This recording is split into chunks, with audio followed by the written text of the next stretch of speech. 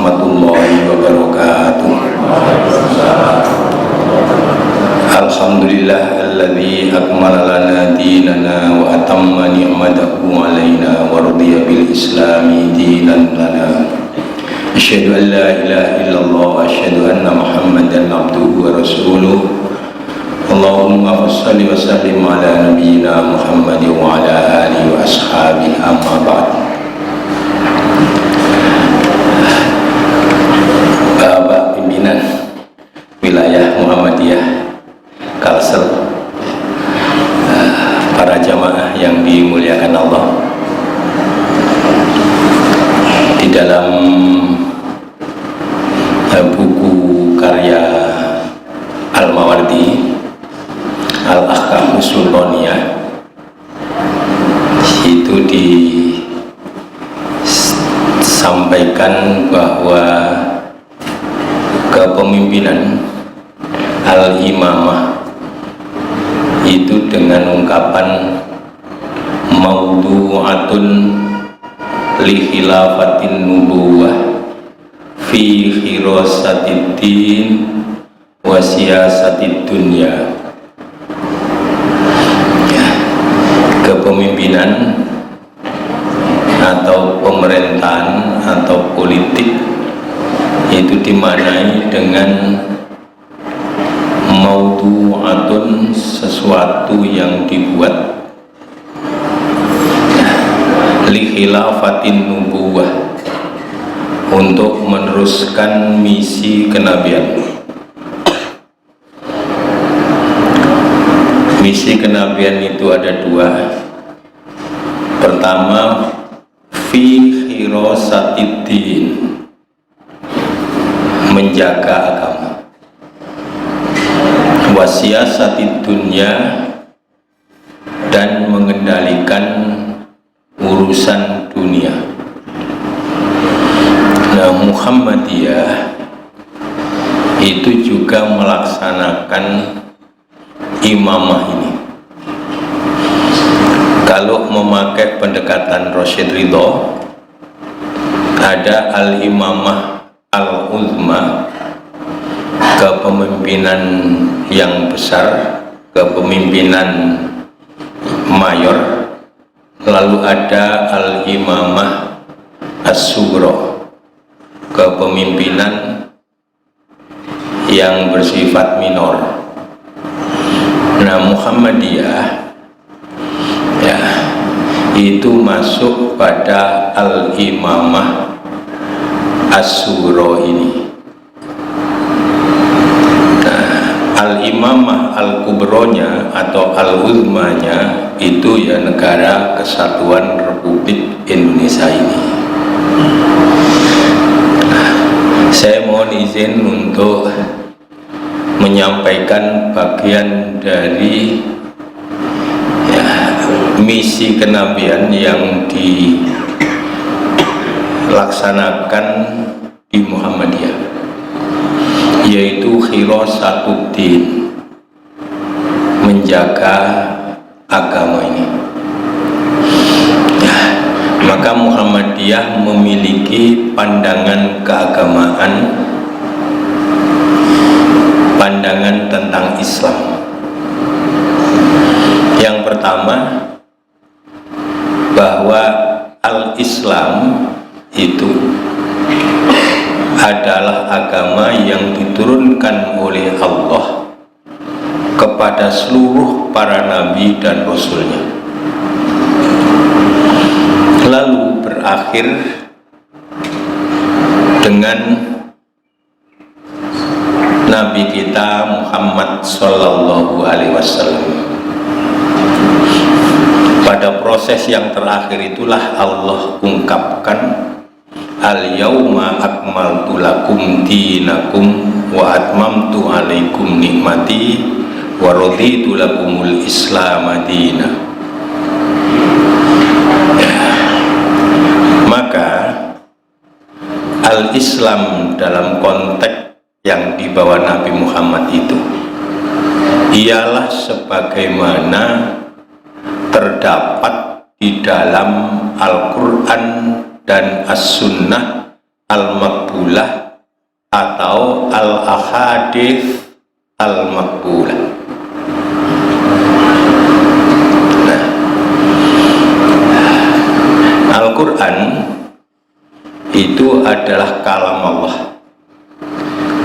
kalamullah al-munazzalu ala nabiyhi Muhammadin sallallahu alaihi wasallam, yang diturunkan kepada Nabi Muhammad sallallahu alaihi wasallam biwasitati Jibril, dengan perantaraan malaikat Jibril,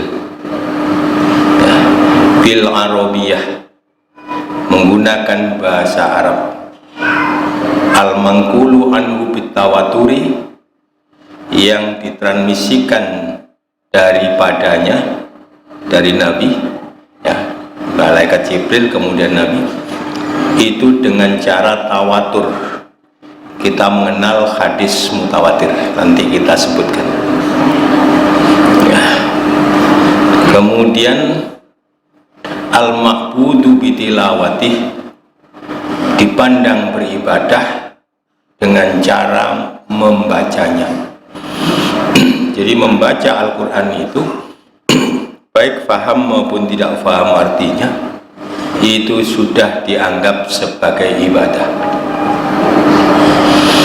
Lalu hadis, ya, di Muhammadiyah yang digunakan adalah as-sunnah al-maqbulah atau al-ahadits al-maqbulah, ya. As-sunnah atau hadis-hadis yang diterima sesuai dengan standar ulumul hadis. Maka yang pertama, ya, seringkali kita dengarkan dari masyarakat secara umum, ya, bahwa hadis itu ialah perkataan, perbuatan, ketetapan, dan lain-lainnya dari Nabi. Ternyata dalam ulumul hadis, ya, hadis itu bukan seperti itu. Hadis itu adalah ma'udhifah,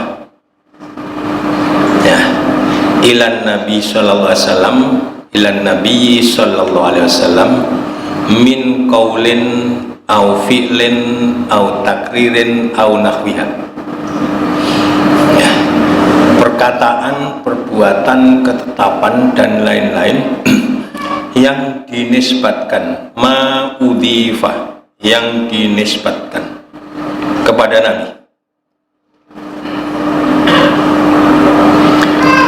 Yang dinisbatkan artinya yang diklaim, ya, itu dari Nabi. Dari sinilah kemudian muncul bermacam-macam hadis, mulai dari mutawatir, kemudian hadis ahad dalam konteks pembagian besar, lalu hadis ahad itu ada yang sahih, yang sahih itu sahih lidzati, sahih li ghairihi, di bawahnya kemudian hadis hasan, hasan lidzati dan hasan li ghairihi, lalu hadis dhaif, ya, yang paling bawah kemudian hadis maudhu. Nah, hadis itu, ya,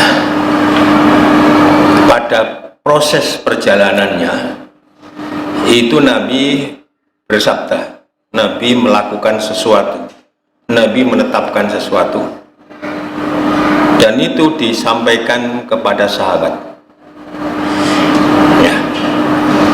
Lalu sahabat disampaikan kepada tabi'in, tabi'in disampaikan pada tabi'in dan seterusnya.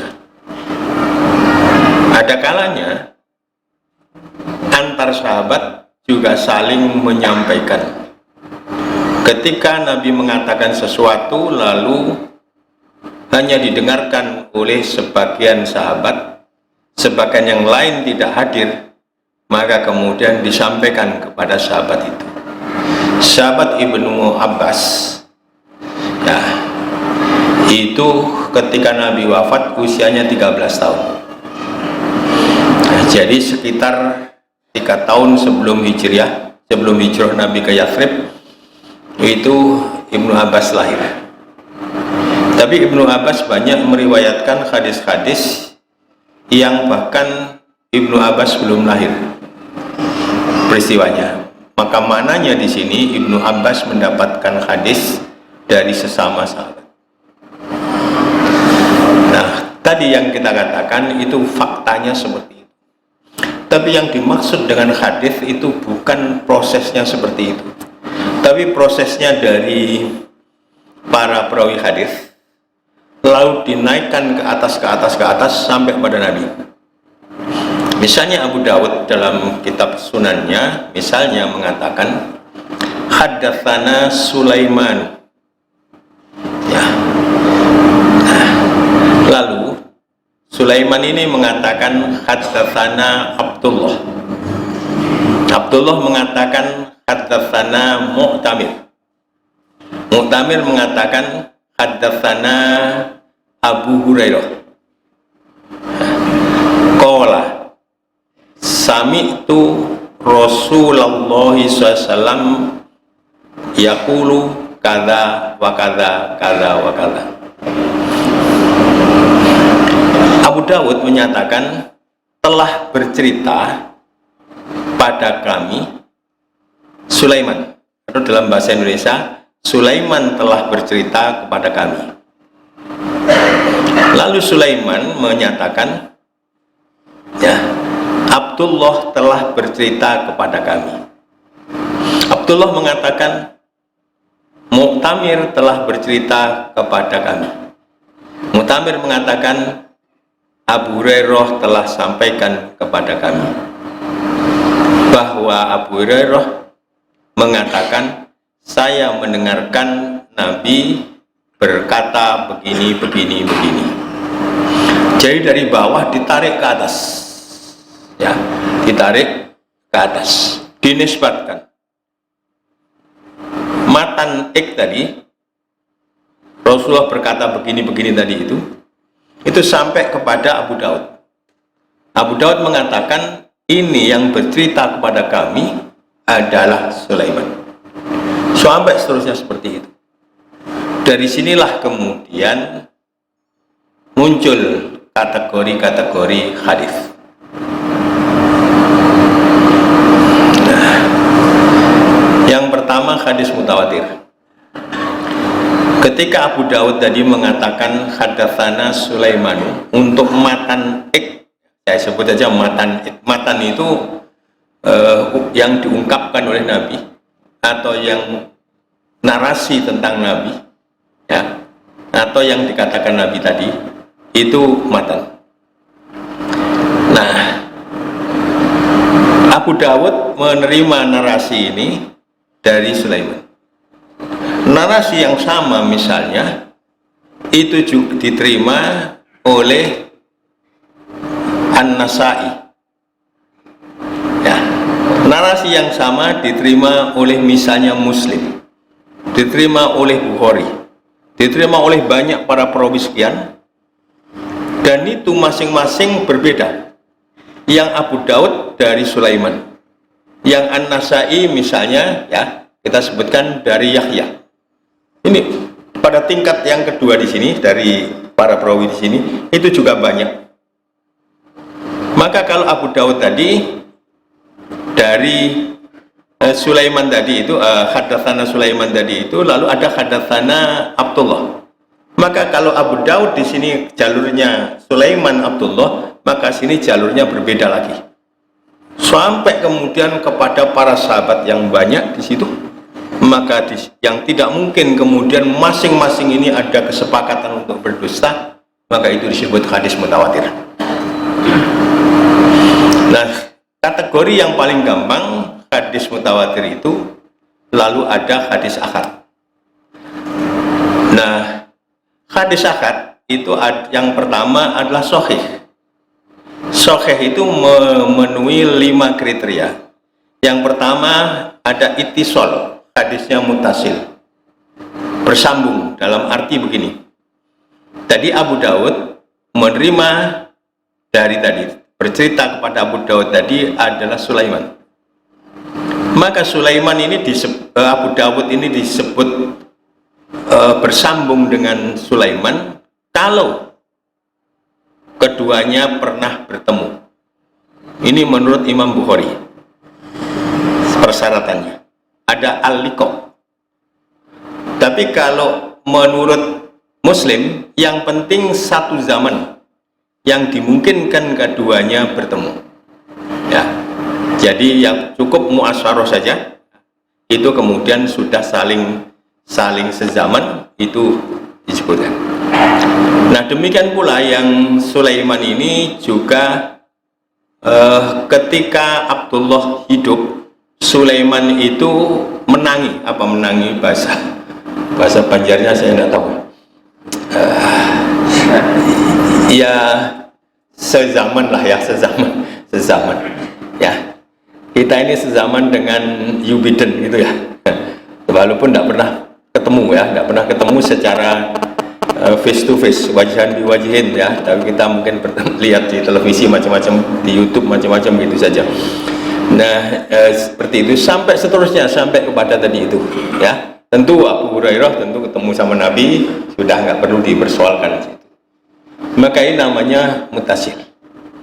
Kalau kemudian terputus, sudah tidak menjadi hadis sahih, langsung nanti jatuh pada hadis dhaif. Yang kedua, thiqah. Thiqah itu artinya terpercaya, dapat dipercaya, objektif. Lalu ada ukuran-ukuran karena objektif itu konsep abstrak, lalu ada tanda-tanda ya. Nah, tanda-tanda indikasi-indikasi itulah orang yang objektif. Misalnya urusan agama itu dia menjaga muruahnya macam-macam itu ya, jadi seperti itu sudah dipandang itu objektif ya. Nah, thiqah.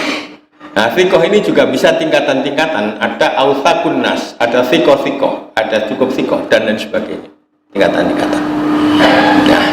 Nah, yang ketiga kemudian di samping itu orang ini adalah orang-orang yang kuat hafalannya, orang yang dobit, orang yang cerdas.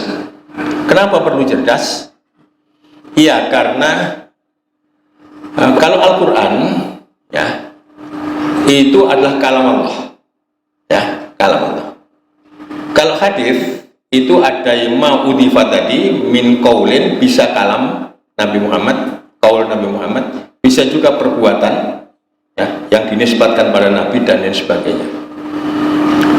Jadi ketika Nabi berbuat sesuatu, itu nyampaikan pada generasi berikutnya, tentu dengan narasi, dengan penceritaan. Nabi bersabda panjang sekali, lalu disampaikan secara ringkas, maka meringkas itu juga diperlukan kecerdasan. Maka disinilah ada dhabit situ. Saya tidak masuk terlalu detail ya untuk konteks ini. Saya mau garis besar saja karena waktunya pasti tidak cukup nanti. Nah, lalu yang ketiga, yang keempat ya, tidak ada ilah, tidak ada syar, tidak ada ilah. Syar itu begini, sama-sama thiqahnya, yang satu thiqah pada posisi thiqah, cuma yang ini thiqah, yang sini awthaqun nas ya, yang sini awthaqun nas. Lalu kedua orang ini menceritakan tentang Nabi mengatakan A, yang ini oh tidak A, tidak ke utara tapi ke selatan. Nah, lalu berlawanan. Nah, ketika berlawanan begini, walaupun sama-sama kategori thiqah, karena yang satu itu lebih thiqah, yang satu itu cukup thiqah saja, terpercaya, ini sangat terpercaya, maka yang dipakai ini. Sedangkan yang thiqah ini masuklah pada hadis syadz tadi itu, sehingga jatuh ya, tidak lagi menjadi sahih. Nah, yang kelima itu ilat. ada ilah, ada cacat. Ilmu ilalil hadis itu ilmu yang paling sulit dalam studi ulumul hadis. Saya gambarkan saja, ya. Kalau saya mengatakan saya dapat cerita dari Zainuddin, ya, cerita ini dari Zainuddin. Tapi kemudian supaya timbul kesan bahwa saya dapat dari orang yang sudah sangat dikenal, saya tambahi MZ. Ya, sekedar saya tambahi MZ, ceritanya betul. Cuma saya tambahi MZ. Nah, di Jawa Timur kami juga punya juga namanya Zainuddin MZ, ya. Tapi bukan MZ yang dulu itu. Nah, seperti itu sudah dianggap ada tambahan kunyah kayak begitu itu sudah dianggap hadisnya itu cacat, ada cacat. Nah, sekalipun ada 5 kriteria seperti itu tadi, ya, ada ittisal atau mutasil itu, thiqah, dobit, tidak ada syarh, tidak ada ilat, tapi para ahli hadis dalam studi hadis tidak pernah menyimpulkan bahwa hadis sahih itu pasti benar. Yang pasti benar itu hadis mutawatir. Benar dalam arti Nabi betul-betul menyatakan seperti itu, ya. Menyatakan X, Nabi melakukan Z, Nabi memutuskan W dan sebagainya. Itu pasti, ya, pasti. Nah, sedangkan kalau hadis sahih itu hanya dikatakan kemungkinan besar, ya, itu berasal dari Nabi. Kemungkinan besar. Nah, setelah itu jatuh pada hadis hasan hanya karena kurang dobit, kurang cerdas, kurang kuat hafalannya. Nah, kalau sudah paling bawah, kemudian di bawah itu adalah hadis dhaif. Tadi hadis hasan, ya, hasan itu kurang dobitnya. Lalu kalau ini masih ada lagi yang lain yang tidak terpenuhi, jatuh pada hadis dhaif. Dan kalau tidak bisa disambungkan pada Nabi, ya, itu namanya nanti hadis maudhu. Sehingga hadis yang paling, ya, yang mutlak itu berasal dari Nabi, diyakini sebagai mutlak berasal dari Nabi, itu hadis mutawatir. Hadis sahih, kita tidak sering ada orang mengatakan, loh itu hadisnya sahih loh, nah, gitu, ya. Nah, jadi seperti itu. Nah, orang mengingkari hadis sahih, ini ulumul hadis, ya, bukan pernyataan saya, bukan penjelasan saya, itu tidak bisa dihukumi kufur.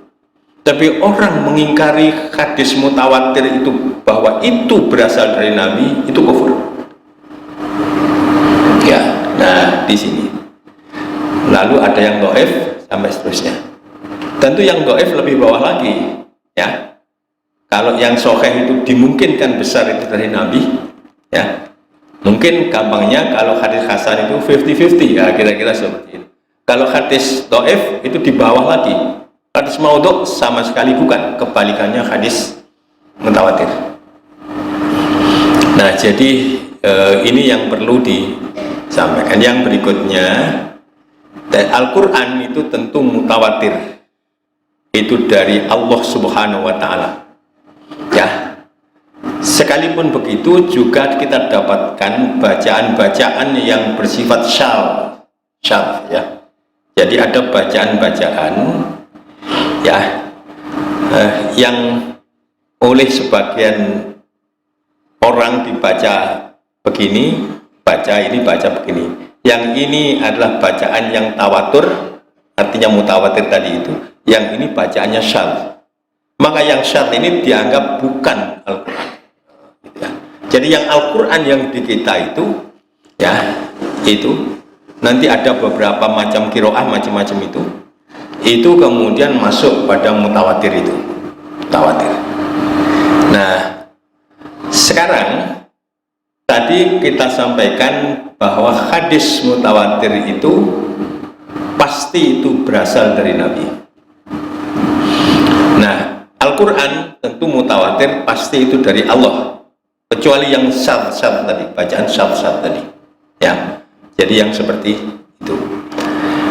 Nah, yang kedua ada problem ya, apakah pemahaman yang kita ambil dari yang hadis dari Quran tadi yang tentu mutawatir atau hadis mutawatir tadi itu menimbulkan keyakinan bahwa mutlak benar pemahaman kita.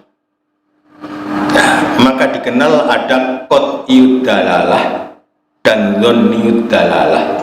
Kalau tadi qat'iyul wurud dan dhanniyul wurud, yang qat'iyul wurud transmisinya itu diyakini itu akhirnya sampai pada Nabi, yang mutawatir tadi ini namanya qat'iyul wurud ya. Nah, Al-Quran qat'iyul wurud pasti, hadis ada yang qat'iyul wurud, ada yang dhanniyul wurud.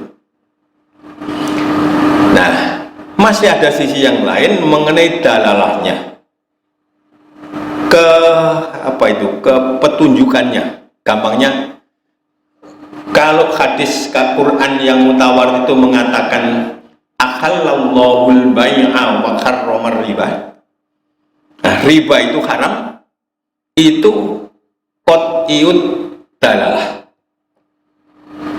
Kalau ada orang yang menyatakan riba itu tidak haram, maka orang itu kufur,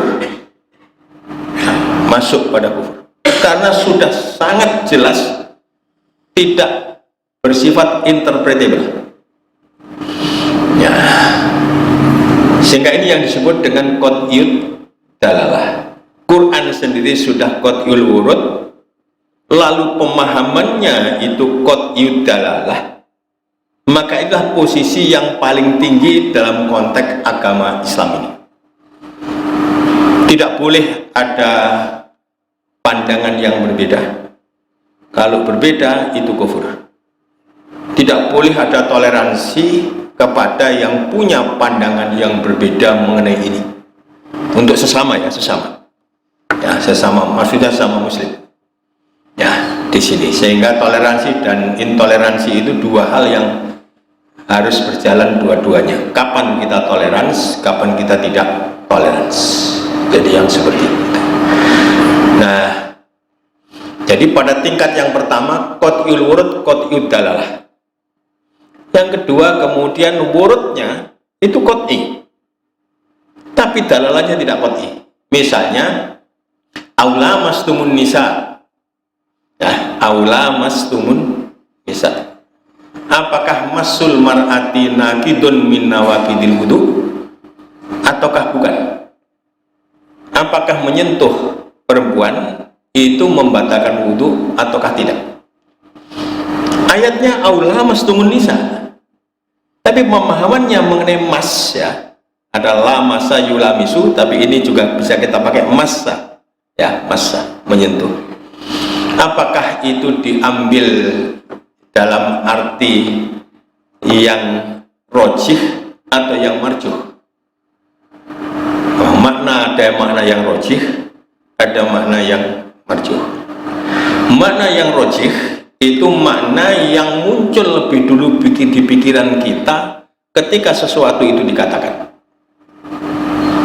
ya, maka menyentuh itu makna yang muncul di pikiran kita yang pertama itu ya begini, beginilah ya, jadi begini, inilah makna yang rojih. Dalam ilmu ushul fikih yang harus didahulukan yang rojih dulu.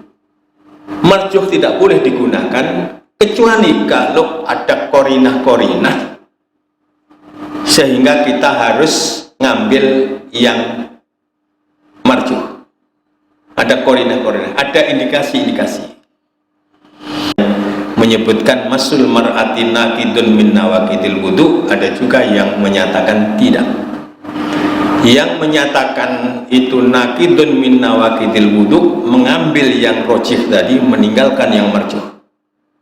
Tapi yang ambil yang marjuh itu makna yang muncul kemudian. Nah, karena orang bisa juga menggunakan kata menyentuh itu untuk makna yang bukan begini. Ya, bukan begini. Ya.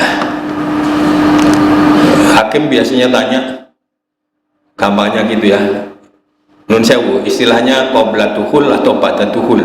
Atau kadang-kadang tanyanya supaya tidak terlalu mendalam begitu. Apakah sudah sampai sentuh? Itu bukan sentuh begini ya, dimaksud.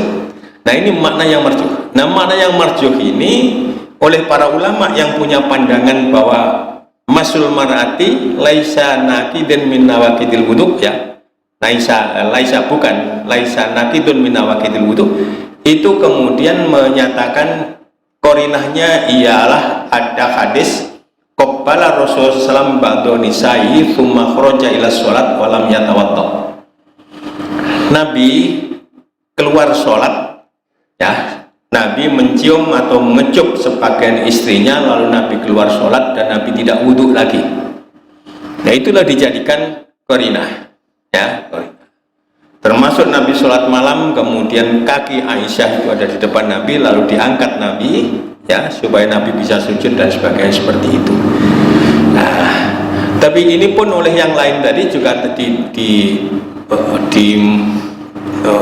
diberikan pandangan, oh itu ada siter. Jadi ketika qabbala Rasulullah SAW ba'da nisa'i itu ada siter, ada penghalang dan sebagainya seperti itu. Tapi inilah kemudian saya kembali ke soal itu, saya kata aula mastumun nisa itu bersifat dhanniyud dalalah. Nah, untuk yang begini ini kita berlaku prinsip toleransi. Ya, di Muhammadiyah itu tahun 30-an prinsip toleransi itu sudah ditegaskan dalam majelis tarjih. Disampaikan begini, inilah fatwa, pandangan, keputusan kami yang berdasarkan dalil yang terkuat, istimbat, menggunakan manahijul istimbat yang paling tepat. Sekalipun demikian, kalau di belakang hari ya kami dapatkan dalil yang jauh lebih kuat, penggunaan manhaj yang lebih tepat, maka kami akan tinjau kembali. Satu. Yang kedua, inilah pandangan kami yang kami ya punya keyakinan kemungkinan besar benar. Oleh karena itu kami tidak pernah menyalahkan pandangan yang lain, sebab masih ada kemungkinan benar, walaupun itu diyakini kemungkinan besar benar. Nah, jadi inilah sehingga Muhammadiyah itu toleran ya, toleran. Nah, sekarang saya teruskan. Jadi yang paling atas tadi qat'iyud wurud, qat'iyud dalalah. Di bawahnya itu qat'iyul wurud, dhanniyud dalalah. Contohnya aula mastumun nisa tadi. Di bawahnya lagi itu dhanniyul wurud, wurudnya dhon ya, qat'iyud dalalah. Ya, wurudnya itu dhonni, yaitu hadis ahad tadi itu ya. Tapi pemahamannya itu qat'i, sudah tidak bersifat interpretable. Sudah. Yang paling bawah, yang nomor 4, kategori keempat, itu dhanniyul wurud wa dhanniyud dalalah. Jadi yang paling atas qat'iyul wurud, qat'iyud dalalah. Bawahnya lagi qat'iyul wurud, dhanniyud dalalah. Bawahnya lagi dhanniyul wurud, qat'iyud dalalah. Yang paling bawah dhanniyul wurud, dhanniyud dalalah. Di bawah yang 4 ini artinya ada ayat Qur'annya dan atau hadisnya. Masih ada yang tidak ada secara langsung ayat Al-Qur'annya, tidak ada secara langsung hadisnya. Ya, bunga bang. Nggak ada satupun ayat Quran bicara mengenai bunga bang. Ya, hadis tidak ada. Ya karena perbankan belum ada. Ya, belum ada. Karena itu tidak heran kalau di kitab-kitab fikih kita dapatkan ada yang sampai pada simpulan haram itu menggunakan manhaj namanya qiyas. Ilhaqu amrin ghairi mansusin bi amrin mansusin listiraqihima fil illah. Menggunakan qiyas, ada ilat yang mirip, yaitu adanya az-ziyadah, adanya tambahan, maka tambahan itulah kemudian yang disebut dengan yang menjadikan bunga bank itu haram. Sebagian menyatakan tidak haram. Ini sekali lagi karena tidak ada ayat Qur'annya, hadisnya secara langsung. Ada ayat Qur'an, ada hadisnya, masih juga dimungkinkan ada banyak perbedaan. Nah, yang berikutnya ada yang sampaikan, ada yang menyatakan bunga bank tidak haram. Ya, itu tidak menggunakan qiyas, menggunakan al-istihsan. Al-istihsan. Udulul mujtahid an ayyahkuma fil mas'alati bimithli ma hakama fi nadhahiriha liwajhin aqwa yaqtadil udul anil awal. Gampangnya, A, B itu mirip. Kalau menggunakan jalan qiyas dihukumi dengan hukum yang sama. Tapi kalau menggunakan al-istihsan, dua hal yang mirip ini dihukumi dengan hukum yang berbeda, tapi harus liwajhin aqwa. Ya, harus berdasarkan alasan yang lebih kuat. Lalu alasan yang lebih kuat itu ialah adanya inflasi. Pada masa Nabi, karena nilai uang itu built-in pada materi uang itu, maka tidak terjadi inflasi. Karena uang itu dinar dan dirham. Dinar itu uang dari emas, ya, dirham itu uang dari perak. Nilainya ada di situ. Ada di situ. Kita punya emas 10 gram tahun 98, lalu sampai sekarang tetap 10 gram itu. Tapi rupiahnya sudah berbeda. Pada masa 98 itu emas 22 karat itu 100.000. Sekarang ini sekitar 1 juta. Nah, itu namanya inflasi. Memang dimungkinkan deflasi, tapi itu kecil sekali.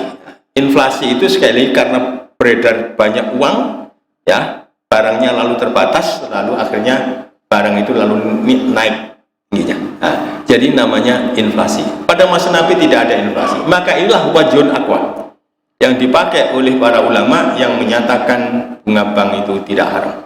Bahkan dan Al-Qur'annya pun menyebut dengan ungkapan falakum ru'usu amwalikum la tadlimuna wa la tudlamun.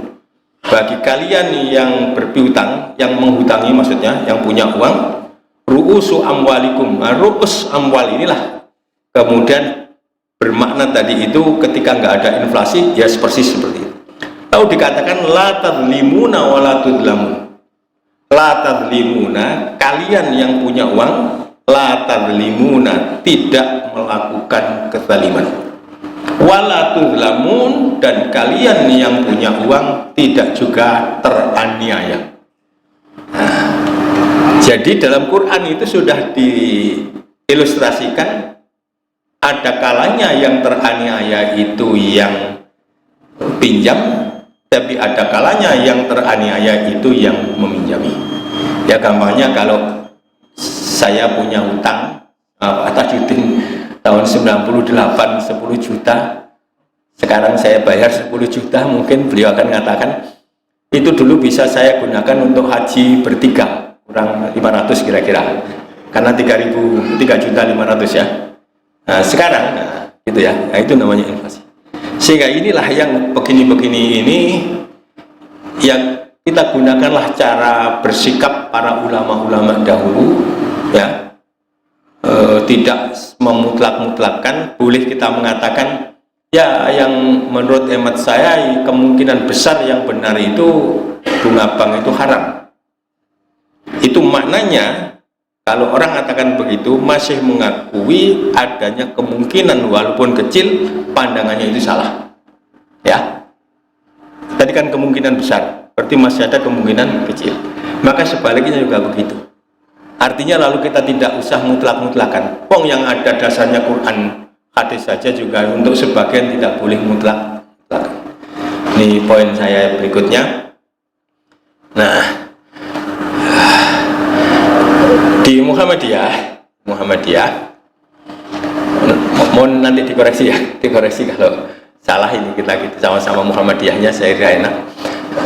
Di Muhammadiyah itu kan pertama adalah ada pembaharuan at-tajdid, lalu ada at-tajrid ya. Jadi jarroda yujar itu tajridan, jaddada yujad itu tajdidan. Ada pembaharuan, ada pemurnian ya. Jadi ini juga berlaku pada seluruh cara kita memelihara hifdzuddin tadi ya. Jadi itu. Nah, kalau yang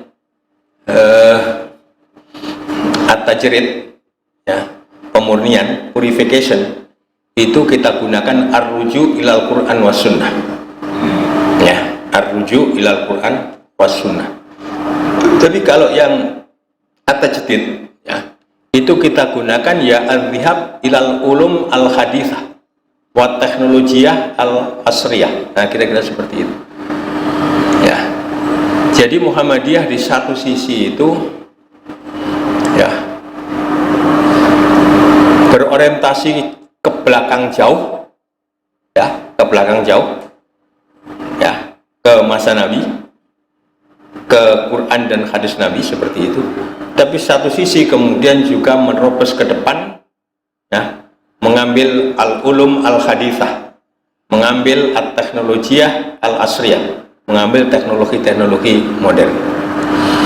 Ini juga berlaku dalam konteks ibadah dengan pemilahan apakah ini mahdhah atau ghairu mahdhah, ini ibadah murni atau tidak murni yang bisa difikirkan.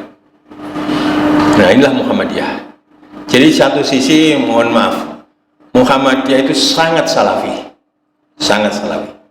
Yang dimaksud dengan salaf ya, itu ada lawannya kholaf ya. Salaf itu ya, ulama-ulama yang atau orang Islam yang hidup pada masa salaf itu biasanya disebut dengan al-ulama al-mutaqaddimun. Tapi yang kholaf itu al-ulama al-mutaakhirun. Itu batasnya kalau kita baca dalam konteks peradaban itu abad ketiga Hijriah. Masuk pada abad ketiga Hijriah itu sudah al-ulama al-mutaakhirun, sudah masuk pada masa kholaf. Sedangkan sebelum itu, dari masa Nabi dan seterusnya itu sampai masuk pada abad ketiga itu disebut dengan salaf ya. Nah, kita pasti kita ini orang kholaf ya, orang kholaf karena kita hidup sesudah masa abad ketiga, kita hidup pada abad ketiga Hijriah sampai seterusnya. Gak mungkin kita salaf. Maka ketika kita menisbatkan dalam beragama itu pada masa yang 0 tahun tadi sampai masuk abad ketiga Hijriah di situ, itu namanya salafiyun atau as-salafiyu. Ya, ada ya nisbat, kita nisbatkan ke sana. Nah, Muhammadiyah itu juga as-salafiyu karena menisbatkan pada masa awal. Nah, sehingga gambarnya begini. Sholat qiyamul Ramadan 11 rakaat dengan yang 23 rakaat itu sama-sama dilaksanakan oleh orang-orang salaf ya, orang-orang salaf ya. Itu bukan muncul, yang 23 itu bukan muncul sesudah abad atau masuk pada abad ketiga Hijriah. Sebelum sini itu sudah muncul. Karena itu yang sholat 11 rakaat maupun sholat 23 rakaat itu sama-sama salaf. Nah, tapi Muhammadiyah mengambil yang lebih salaf ya. Kita ini kan mengambil yang sepenuh-penuhnya yang dilakukan oleh Nabi, gamanya begitu ya, pokoknya oleh Nabi di situ. Nah, jadi ini. Tapi Muhammadiyah juga tidak salafi murni, tidak as-salafiyul mujarrad, tidak. Karena itu juga ada kholafnya. Kita kholaf, hidup pada masa kholaf. Tentu tidak ada istilah kholafi karena kita orang kholaf, ya, orang kholaf, ya. Sehingga kemudian apa yang kholaf itu? Saya ambil contoh ru'yatul hilal. Nah, ru'yatul hilal. Sudah habis waktunya. Nggak apa-apa ya, agak ditunda sedikit. Agak tunda sedikit. Jadi baik. Nah, yang ada ru'yatul hilal itu kita pakai dasar 185 surat Al-Baqarah. Faman syahida minkumus syahra falyasum. Barang siapa yang menyaksikan asyahra. Asyahra di situ al-hilal. Al-hilal ini mengawali bulan baru ya.